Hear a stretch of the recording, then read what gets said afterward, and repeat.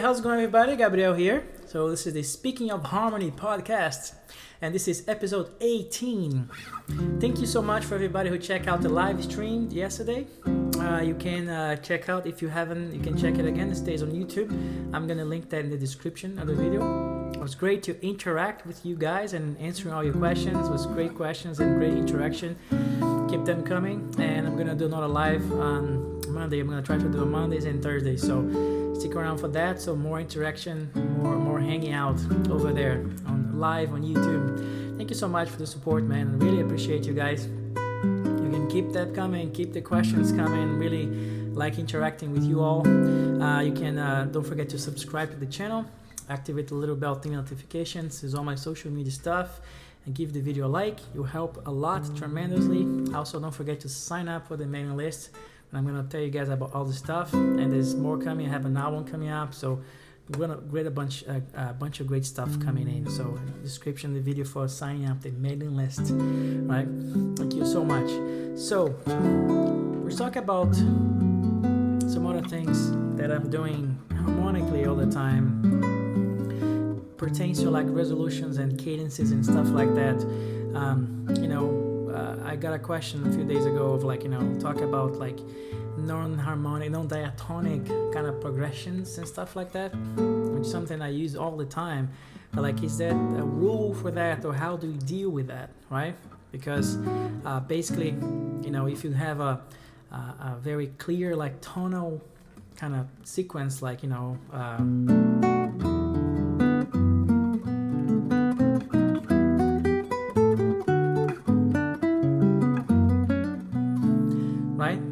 how to deal with that, and some kind of a tonality and stuff like that, right? But what do you do, when you have non-diatonic stuff, when you want to expand, although you can expand with all these other functions like, secondary dominant and, substitute dominants and triton subs and all that stuff, some modal borrowing, borrowing chords from another mode and stuff like that, you still have other paths to do, like some really kind of interesting colors. And how do you standardize that, right? How you have a system in place to deal with that, right?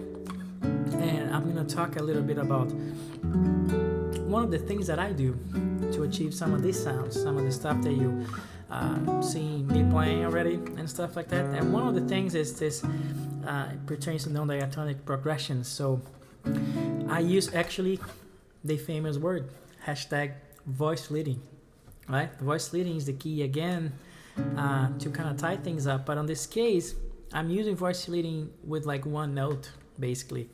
I'm paying attention to one note and just taking one note and use as some kind of a reason to go to a certain area, a certain chord that not necessarily is part of, that key or even like some borrowed tonalities and stuff like that, right? So I'll give you an example. So for instance, let's say I'm in B minor, right? And I have the third on the bass, right? So D. So I can do just being tonal, right? I can do, right? One. I can do subdominant, right? Fourth degree, and then dominant. I'm already using the seventh and different chords and tensions and stuff like that. I can go ninth chords and stuff, dominant 7 sharp 5, and then back, right? I can do something like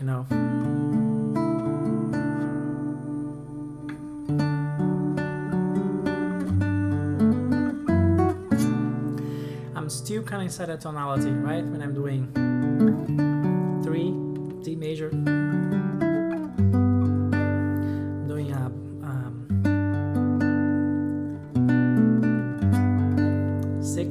so 1, 3, and then 5. Still all good, still all tonal and stuff like that, right? But if you take, let's say, this particular note D, and I'm gonna use that as my sort of the facilitator, if you will, to start going to different places, right? And create all these different progressions. I get things like, or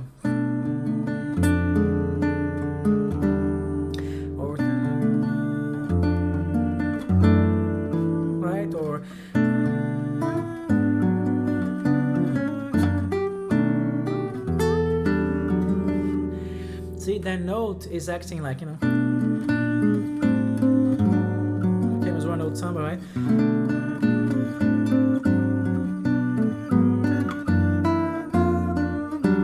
Right?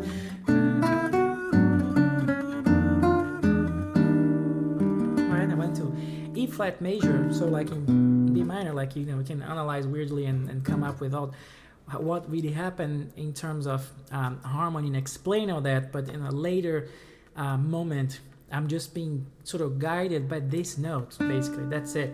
That's all I'm looking for. I'm looking for places where I can land this note that makes sense, that connects with the chord I was playing, right? So I can create this whole, progression,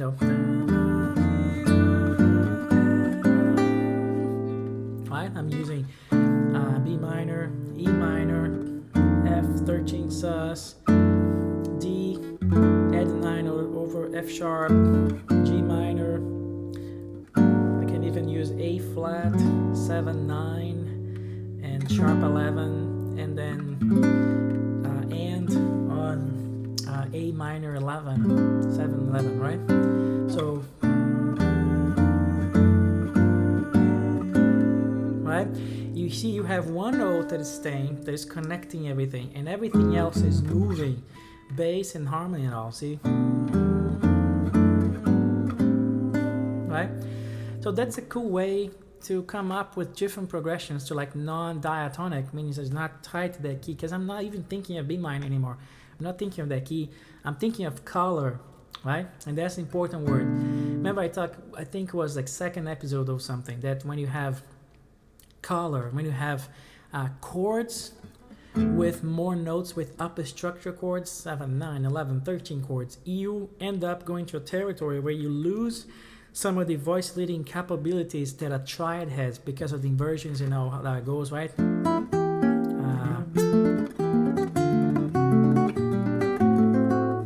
I use a Brazilian choro example to show that. So, and then I told you guys that I try to live in the middle, right? Still kind of drawing from both. So this is, and trying to like find unifying principles that kind of let me draw from both. So this is one of them right there, right? This is one of them. Having one note to do the voice leading, take one note and find relations. So I'm like sort of transiting through like very non-diatonic chords and stuff like that. But I'm using that note as the facilitator, if you will, right? To kind of connect everything. So this is a good example, right? You can, for instance, use this principle to come up with different resolutions that you weren't expecting before. So for instance, I was kind of been messing around with sort of diminished sounds and dominant diminished sounds. I was that's when before I started the vlog, I was this podcast. I was on my friend Janek with Dallas podcast on his own, and we were talking about this diminished resolutions and stuff like that I was using all the time. And I'm linking the episode here so you can check it out. So I was taking this example of this sound that I have been really kind of like enjoying lately. That kind of dominant diminished sound, and that kind of falls under the symmetry, right? That you can kind of go around, right? So I was showing him that I used this on a song of mine. This really cool cadence that showed up just naturally because I was following that principle. I wasn't thinking of a tone or a key or anything, right? For instance, I have E7, E7, 13, flat 9. So it's even E7, flat 9, 13 sound, right? Which is that sound. Would expect me to just go, if this is a 5, right?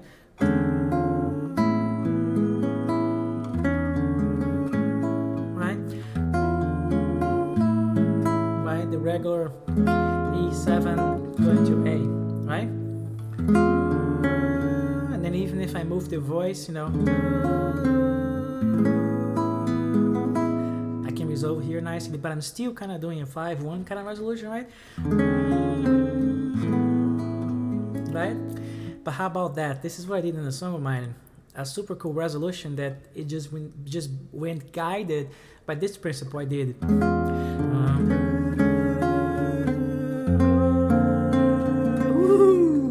About that, which is beautiful, right? So what the hell did I do here? I did E7 flat 9 13, raise the 13 back to the flat 13, and use that note to connect me to a totally different chord. So this is a B flat major added ninth with the fifth in the bass. See, I have this sound, right? B flat major ninth, right? Sorry, major ninth added ninth, right? The triad plus the added C, right? So that's the inversion I use, right? The third, the root, and the added ninth, and the fifth here. So my bass still actually did a nice voice leading, see? Went up, and the melody went down. See, the voice leading principle again happening, but I did that with a super weird resolution, right? You don't expect me at all to come here, right? I did. That's a super cool one, right? So you can take that, just this shape, this principle, you know, this shape that I was using to go to so many places, right? Right? I can even explain that easily with the substitute dominant on this one, right? But just as a principle of color, like, so I was practicing the other day, I came up with this exercise, just an arpeggio exercise of this shape. You know, you can take that and experiment yourself, you know, which is this,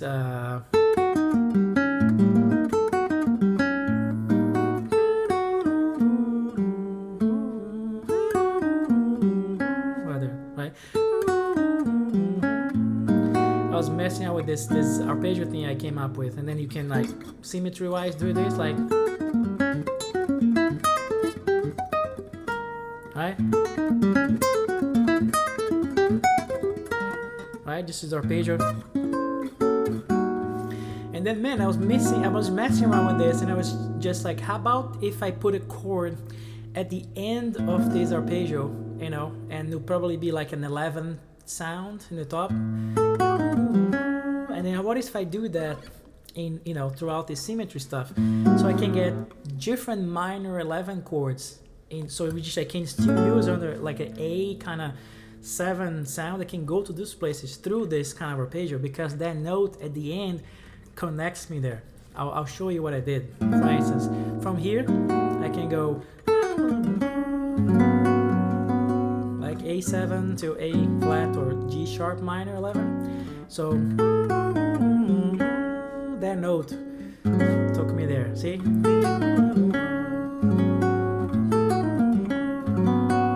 Right?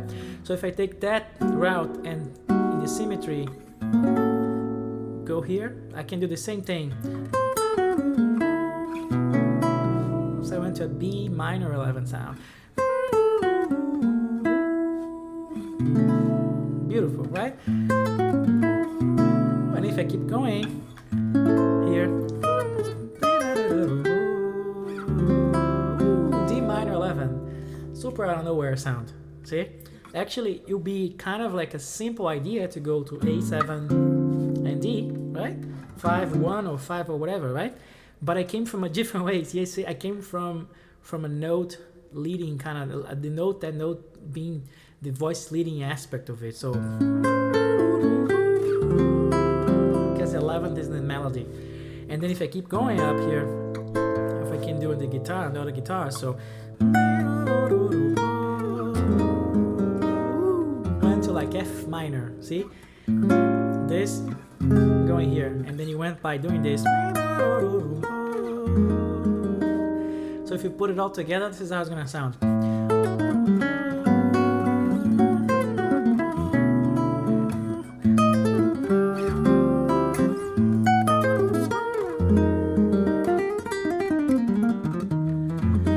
Isn't that cool? So experiment with that and see what kind of solutions you can find, because you can take, you know, any shape, whatever. So whatever, any note you can take, that note will be the voice leading aspect of it. You know, sometimes you can achieve voice leading by the bass going up, and you can use contrary motion or oblique motion, stuff that we have been talking in past podcasts. But even if you're just going to a weird voice leading, but that note connects, that note is acting as the voice leading aspect of it. So that's a cool way to achieve non-diatonic progressions, right? Stuff that's not tied to a key, because I'm just not thinking of any keys, I'm thinking of color, right? And voice leading, of course, right? So experiment with that and see what you can find. What kind of sounds you can sum. It'll be great to hear what you guys suggestions, also what you think works as well. So I'll leave you guys here today. Don't forget to subscribe to the channel, activate the little bell to notifications. This is all my social media stuff. Don't forget to sign up for the mailing list, and I see you guys in the next episode. Thank you so much.